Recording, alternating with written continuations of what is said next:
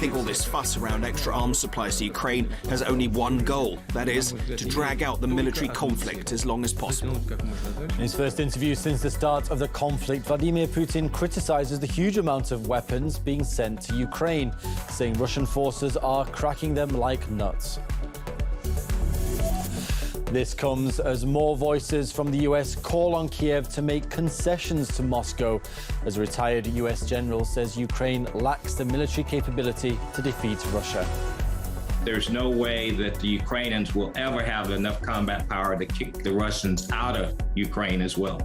And so what does that look like in the end game? As intense fighting continues in Ukraine, RT follows Russian forces using drones to locate and attack Ukrainian positions. Right now, they're anticipating a command that would mean that the Russian artillery will hit the coordinates that they will provide to those, well, behind the big guns.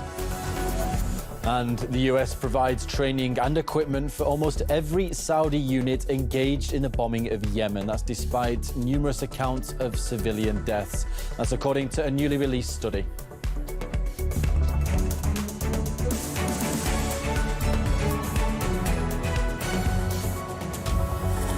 From Moscow to the world, this is RT International. My name's Peter Scott, and wherever you're joining us from, welcome to the programme. Russia's Foreign Minister Sergei Lavrov's planned trip to Serbia has been cancelled. That's as neighbouring states Bulgaria, North Macedonia and Montenegro refused to let his plane fly through their airspace. The news came just hours before the scheduled meeting between Russia's top diplomat and Serbian President Alexander Vučić in Belgrade. The Russian Foreign Ministry has confirmed the closure, saying it's another line of communication that's been cut off. The Serbian president is expected to address the matter later on Monday. Western arms supplies to Ukraine are aimed at dragging out the conflict. That's what Vladimir Putin has said in his first full interview since the start of Russia's military offensive. He also claimed the Russian military was successfully neutralizing much of the advanced equipment sent to Kiev.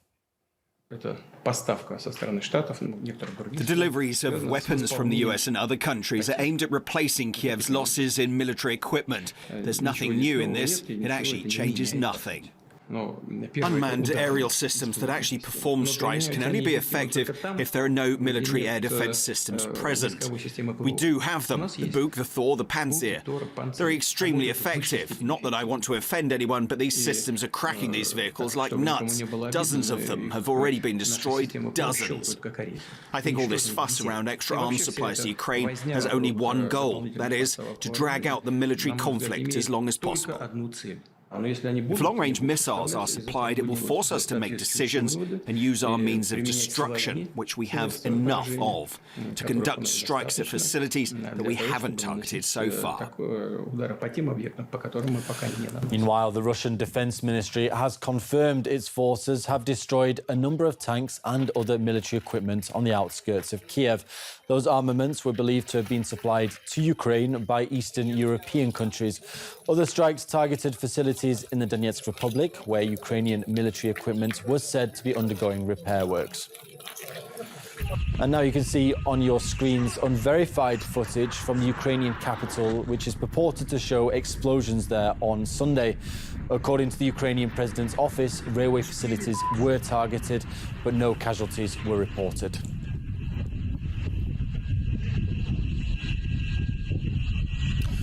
Well, that comes as US President Joe Biden has recently floated the possibility of a negotiated settlement between Kiev and Moscow. Speaking to the media, the president stated that Ukraine could cede certain territory to Russia in order to establish a peace agreement. Mr. President, does Ukraine have to cede territory to achieve some peace? It's their territory. I'm not going to tell them what they should and shouldn't do. But it appears to me that at some point along the line, there's going to have to be a negotiated settlement here. The same calls are coming from US military officials. The former deputy commander of the US European Command said Kiev has no real prospect of defeating Russia and must talk with Moscow if it doesn't want to incur further losses. Russia has a heck of a lot of combat power than the Ukrainians. And so there's no way that the Ukrainians will ever destroy or defeat the Russians.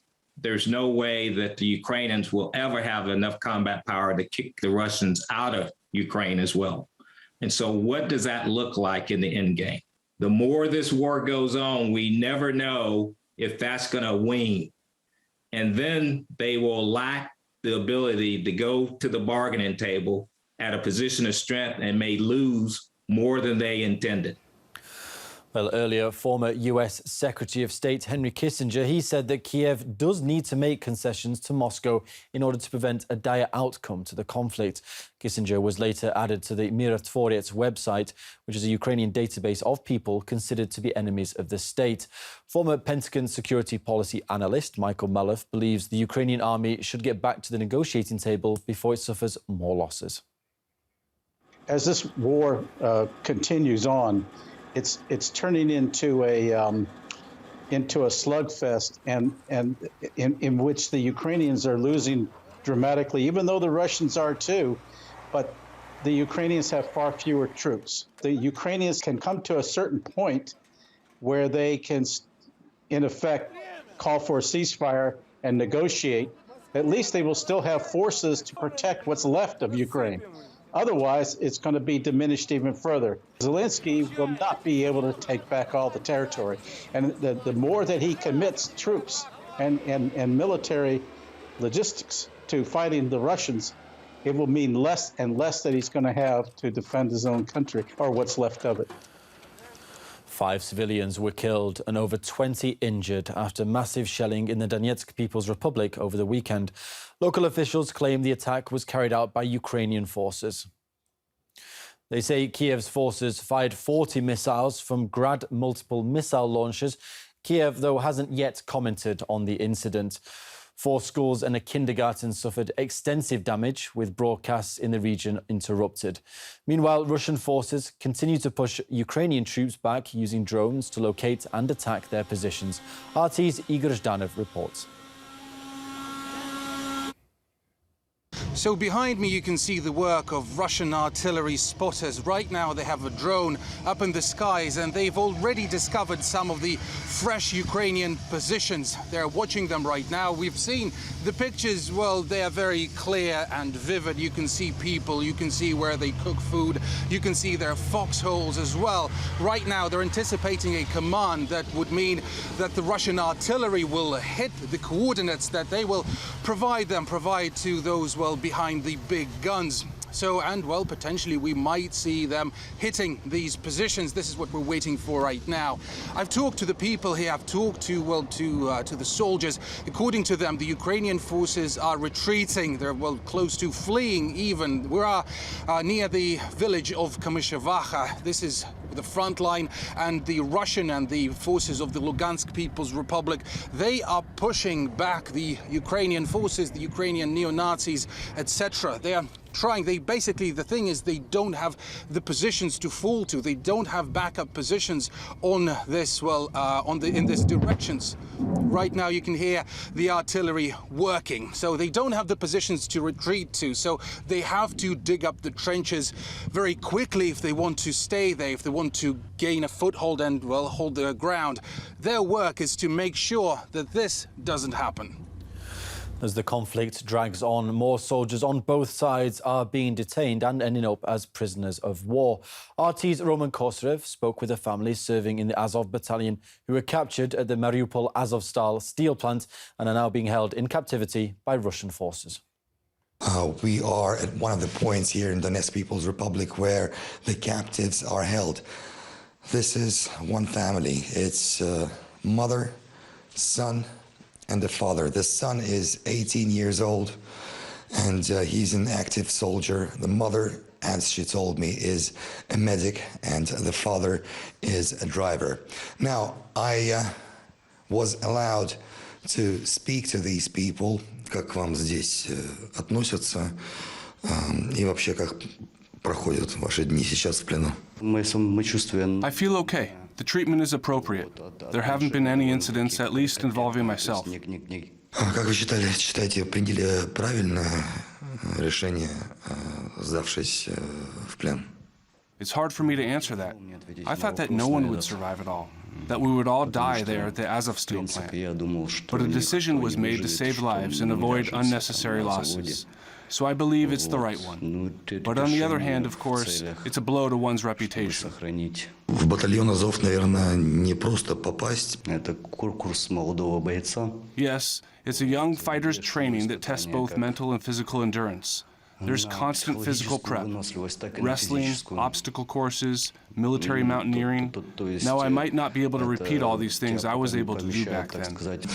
Как долго вы служили? 4 years. My husband was serving in Azov, and I came to support him. Ты пошел именно в Азов. Можно было подписать контракт и с другими там частями ВСУ. Почему ты пошел именно в Азов? It was the best military unit in Mariupol at the moment.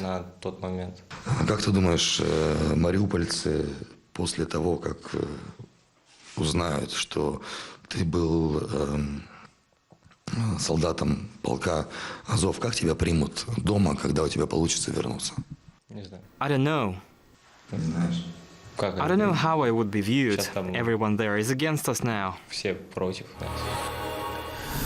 And to another story we're across today. The United States has provided jets and pilot training for most of every Saudi unit conducting airstrikes in Yemen, which have been widely criticised for causing thousands of civilian deaths.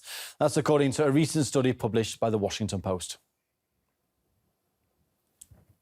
New analysis by The Washington Post and Security Force Monitor at Columbia Law School's Human Rights Institute provides the most complete picture yet of the depth and breadth of U.S. support for the Saudi-led air campaign, revealing that a substantial portion of the air raids were carried out by jets developed, maintained and sold by U.S. companies, and pilots who were trained by the U.S. military. The Saudi-led coalition's 7-year-long war against Houthi rebels in Yemen has cost thousands of lives, with over 23 million people in need of humanitarian assistance. And who's the #1 sponsor of Riyadh's campaign? The U.S. Joe Biden suspended sales last year and promised the U.S. would stop supporting offensive Saudi operations. Still, the maintenance contracts for Riyadh's instruments of death just keep on coming. The investigation shows that only 39 Air Force units from the Saudi Emirati-led coalition could have conducted airstrikes in Yemen, and that during 7 years of war the U.S. approved contracts that likely benefited 38 of the 39 airstrike units. Arms, training, and technical maintenance, all provided by the U.S. weapons industry, have aided the majority of Saudi Arabia's fighter jet squadron to carry out war crimes. Since 2015, human rights groups investigating the airstrikes have identified more than 300 that violated or appeared to violate international law. As U.S. supplied and serviced military hardware continues to make an already terrible humanitarian crisis even worse, Washington's throwing billions of dollars in aid to those who are being bombed. The United States remains committed to delivering aid to the most vulnerable in Yemen. Funding gaps have forced significant cuts to life-saving humanitarian programs, depriving millions of Yemenis of the support they need. Humanitarian assistance alone cannot address the roots of this crisis.